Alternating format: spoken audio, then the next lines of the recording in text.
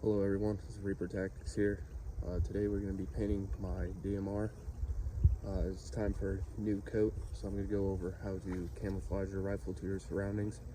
So I live where it's heavily wooded in eastern North Carolina and swampy. So I'm going to use krylon camouflage paint. It's non-reflective, no runs, no drips. It dries real fast. You're going to want to use flat colors, using a dark earth, and a matte Spanish moss green, and then an ultra flat desert as well. So next we're going to go over how to properly mask tape or block off certain spots you don't want painted. You're just going to grab some frog tape or painter's tape. I'm doing my scope. If you don't want to paint your scope, then just mask off the whole thing. I'm just doing the important parts, the lenses and my variable zoom. And then if you just insert a magazine, you don't have to tape off the magazine well, and as long as the ejection port cover's closed, you don't need to worry about that either. Now, this doesn't have to be perfect either, because the point is to just break up the heavy lines so that it blends better in with your environment.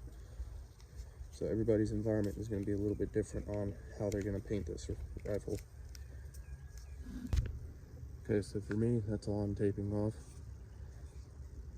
So our first coat is going to be a dark green. Alright, so we're starting off with our matte Spanish moss, and you're just going to put a nice coat on there, just covering everything. Don't worry about it being fancy. This is just that base coat.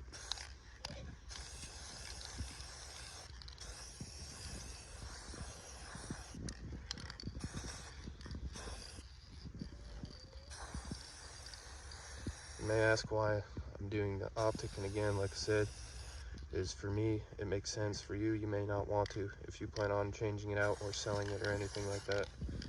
But for me, breaking up the lines is more important to me. So you're gonna let this side dry and then flip it. Alright, so now we're spraying the other side. Same thing, just a nice light coat. Trying to break up that glossy black and the heavy lines.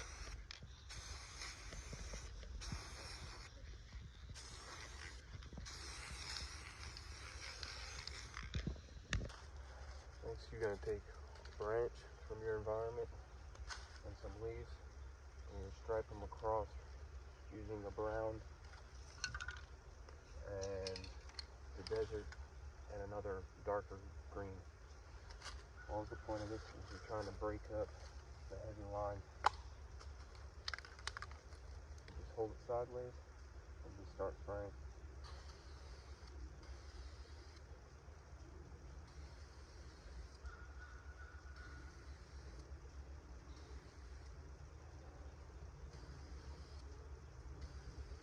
Again, it doesn't have to be perfect, just to break it all up. And flip to the other side, same thing.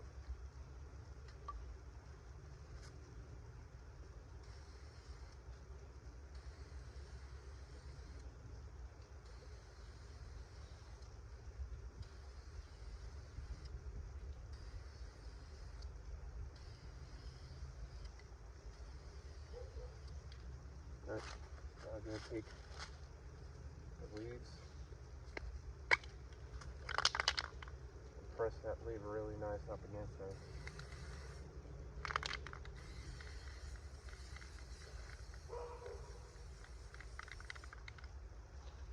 And take your desert.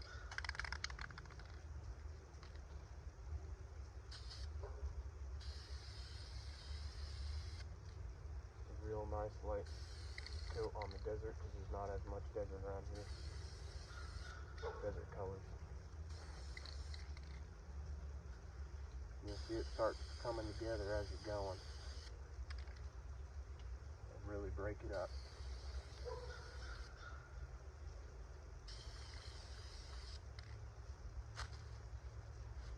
And flip to the other side.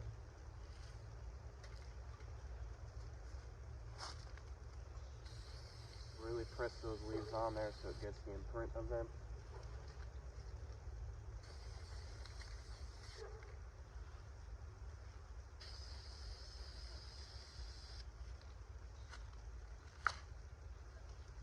Alright, so then, see here, this is the finished product. I'm just going to let that dry. It looks a lot better. You can touch it up after you let that first coat dry if you're not really a fan of how it looks. But that's pretty much it.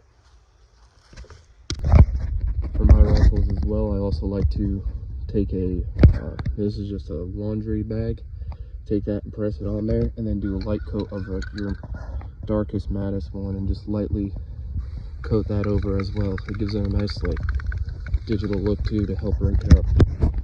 And another thing to add is that if you don't want to necessarily spray paint your scope, what you can do is you can zip tie a spray painted laundromat to the outside of this, cutting it around, obviously around your knobs and your zoom, but everything else to kind of break up that glossy black that a lot of scopes have. That's pretty much it. You can see again that just adds a little bit more texture to it, and then like I said, it's just to break up the lines and get that glossy black off of your rifle. So if you guys wouldn't mind liking, commenting, and subscribing what you guys like to do for your painting of rifles, I'd really appreciate it though. All right.